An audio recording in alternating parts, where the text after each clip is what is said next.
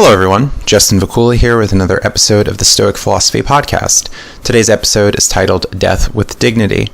Visit my website at justinvakula.com, where you can find links to my social portals, including Facebook, Twitter, and Instagram, and see past content on SoundCloud, YouTube, iTunes, and Stitcher. Support me on my patreon.com page, on which I offer several rewards. Please share, comment, like, and subscribe. I explore the tradition of Stoicism with goals to inform, empower, and help others benefit from the practical wisdom of ancient Greek, Roman, and modern thinkers, including Epictetus, Marcus Aurelius, and Seneca. For the Stoics, a main focus is pursuing virtue to attain a well-examined life through practical applications of philosophy, acting with good character, using reason to form accurate, careful judgments about the world, and achieving contentment. Stoic writers focus on many perennial human concerns and urge people to take action, applying what they learn to everyday life. Self-improvement is central to Stoic thought, strengthening and improving one's mindset. Alright, on to today's topic. Today's notes were originally used in an August 2017 discussion group I hosted with the Humanist Association of Greater Philadelphia. I adapted my notes for this podcast episode today on Death with Dignity. Suicide can be a tricky and very personal, even harrowing topic to consider, especially when I talk about rational cases for ending one's life prematurely, especially in old age and amidst a chronic medical condition. If you are seriously considering suicide, I'd advise you to seek support from mental health professionals, share your concerns with trusted people, and call a suicide hotline. For Seneca, several central thoughts on death with dignity appear throughout his letters.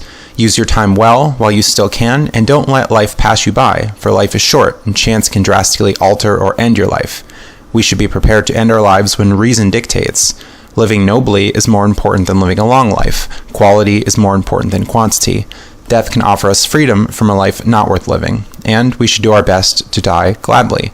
It's important to note that although Stoic writers encourage ending our lives early in some situations, committing suicide, we should not do so haphazardly. Stoic writers would only encourage suicide in special circumstances after reasoned deliberation. One can find such encouragement for finding the will to live, as I talk about this in an article on modernstoicism.com and a podcast I published titled Suicide, Finding the Will to Live, in which Seneca encourages people to take action to improve their lives, endure suffering, have a sense of gratitude, have hope for the future, reflect on past accomplishments, accept chance and inevitability in life, be mindful of thoughts and emotions, to have insight motivated toward change, prepare for hardships, be strong and brave, consider the impact suicide can have on others, and find meaning in life. So with that disclaimer and introduction, let's move on to passages from Seneca's letters. Why be concerned with death and think about death with dignity now, especially if we happen to be young and relatively healthy? Seneca talks about life being a short affair, passing quickly. He writes in his letter titled On Saving Time, "The largest portion of our life passes while we are doing ill, a goodly share while we are doing nothing. Hold every hour in your grasp. Lay hold of today's task, and you will not need to depend so much upon tomorrow's. While we are postponing, life speeds us by." Also, in his letter titled On the True Joy Which Comes from Philosophy, he writes, "But a man cannot stand prepared for the approach of death if he has just begun to live. Some men, indeed, only begin to live when it is time for them to leave off living." In his letter titled On Despising Death, he writes, "We do not suddenly fall on death, but advance toward it by slight degrees. We die every day. For every day a little of our life is taken from us. Even when we are growing, our life is on the wane." Since our life is short and death approaches, what better time can there be than the present to think about life's end, whether we'd want to continue living under certain conditions, especially when our mode of living may be severely compromised and we may not be able to think as clearly as we can now. In his letter titled On Old Age, Seneca writes, "Death, however, should be looked at in the face by young and old alike." We can begin with thoughts considering instances in which suicide can be a fitting decision, starting with Seneca's letter on the reasons for withdrawing from the world. He writes, "We should cherish the body with the greatest care, but we should also be prepared, when reason, self-respect, and duty demand the sacrifice, to deliver it even to the flames." In his letter on despising death, he encourages us to make a becoming exit from life and not being too attached to living, that fear of death and unwillingness to end life can rob us of peace. He writes, "For we need to be weaned and strengthened in both directions, not to love or hate life overmuch, even when reason advises us to make an end of it. The impulse is not to be adopted without reflection or at headlong speed. The grave and wise man should not be a hasty retreat from life. He should make a becoming exit." As with many other perspectives within Stoicism, Seneca encourages moderation when he is talking about our attachment to life.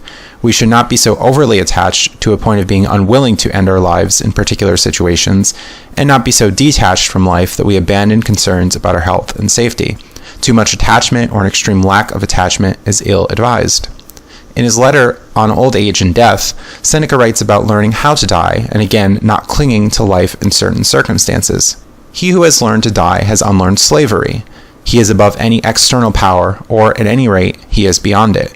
What terrors have prisons and bonds and bars for him? His way out is clear. There is only one chain which binds us to life, and that is the love of life. The chain may not be cast off, but it may be rubbed away, so that, when necessity shall demand, nothing may retard or hinder us from being ready to do at once that which at some time we are bound to do. Again, in talking about this love for life, Seneca encourages us not to be overly attached to life and be willing to end our lives when, as Seneca says, necessity shall demand. Maybe for you, such necessity would be different than others' choices, though. Seneca offers some ideas on when people may choose to end their lives. In his letter titled On Being, Seneca writes about what he calls the body being useless for service. He asks, why not free the struggling soul? He also writes about abandoning life in old age. If old age begins to shatter my mind and to pull its various faculties to pieces, if it leaves me, not life, but only this breath of life, I shall rush out of a house that is crumbling and tottering. I shall not avoid illness by seeking death, as long as the illness is curable and does not impede my soul. I shall not lay violent hands upon myself just because I am in pain, for death under such circumstances is defeat. But if I find out that the pain must always be endured, I shall depart, not because of the pain, but because it will be a hindrance to me as regards all my reasons for living. He who dies just because he is in pain is a weakling, a coward, but he who lives merely to brave out the pain is a fool. In his letter titled On the Proper Time to Slip the Cable, Seneca writes, it is not a question of dying earlier or later, but of dying well or ill, and dying well means escape from the danger of living ill.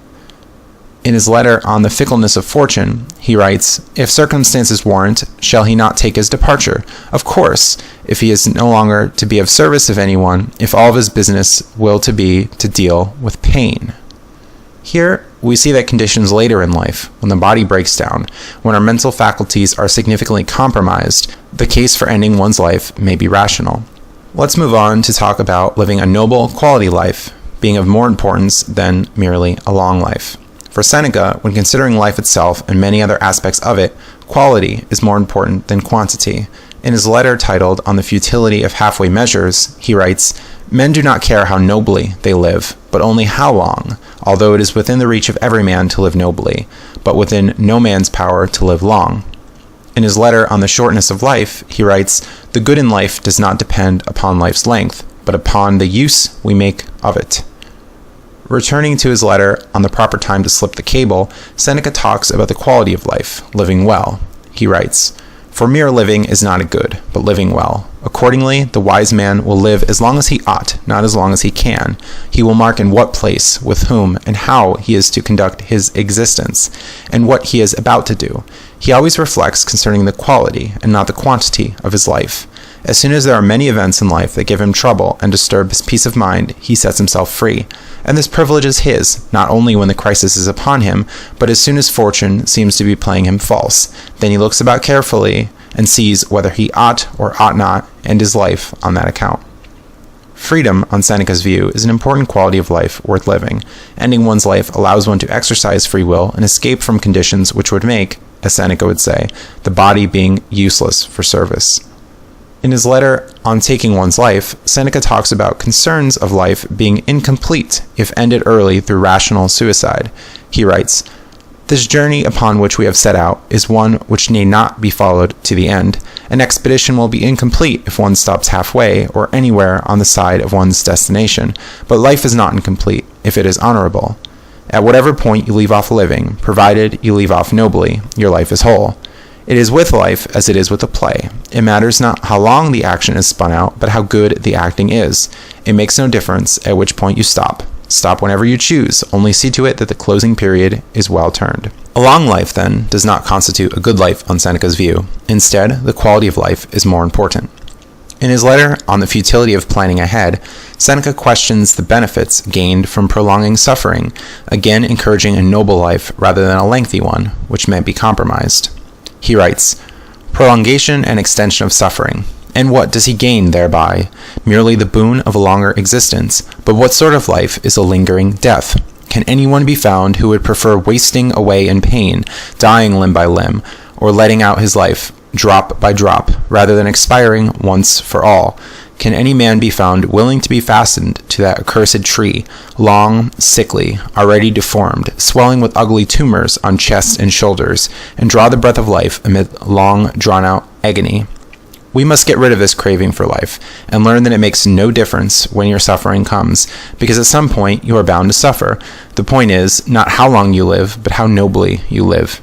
And often this living nobly means you cannot live long. When should we want to die? Seneca seems to suggest that the issue should be decided on a case-to-case basis, and again, he urges people to carefully think things through. He writes in his letter on the proper time to slip the cable, "No general statement can be made, therefore, with regard to the question whether, when a power is beyond our control, threatens us with death, we should anticipate death or await us. For there are many arguments to pull us in either direction. If one death is accompanied by torture, and the other is simple and easy, why not snatch the latter? Just as I shall select my ship when I am about to go on a voyage, or my house when I propose to take a residence, so I shall choose my death when I am about to depart from life. Moreover, just as a long drawn-out life does not necessarily mean a better one, so a long drawn-out death necessarily means a worse one." Seneca responds to sentiments about how one should wait for time to pass, die a natural death, or never inflict harm to oneself or be allowed to die. He casts ending one's life as a suitable exit, freedom, under dire circumstances. He writes, "You can find men who have gone so far as to profess wisdom and yet maintain that one should not offer violence to one's own life, and hold it accursed for any man to be the means of his own destruction. We should wait, say they, for the end decreed by nature. But one who says this does not see that he is shutting off the path to freedom. The best thing which eternal law ever ordained was that it allowed us one entrance into life, but many exits. Must I await the cruelty either of the disease or of man, when I can depart through the midst of torture and shake off my trouble? This is the one reason why we cannot complain of life. It keeps no one against his will.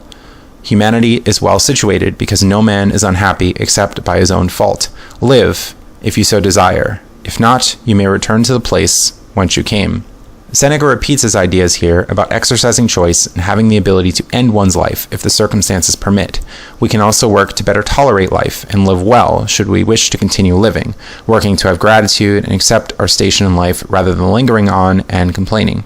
Finally, Seneca writes about dying happily. In his letter titled On Taking One's Life, he writes, "It is not an important matter to live, but it is important to die honorably, sensibly, bravely." In his letter on meeting death cheerfully, he writes, "I am ready to depart, and I shall enjoy life just because I am not over-anxious as to the future date of my departure. Before I became old, I tried to live well. Now that I am old, I shall try to die well, but dying well means dying gladly. To have lived long enough depends neither upon our years nor upon our days, but upon our minds. I have lived, my dear friend Lucilius, long enough. I have had my fill. I await death." Thanks for listening, and stay tuned for more content. Visit my website at justinvacula.com, where you can find links to my social portals, including Facebook, Twitter, and Instagram, and see past content on SoundCloud, YouTube, iTunes, and Stitcher. Please share, comment, like, and subscribe. Consider donating if you support my work and would like to see more, for this takes time, money, and effort to produce content. Support me on my patreon.com page, on which I offer several rewards. Have a great day.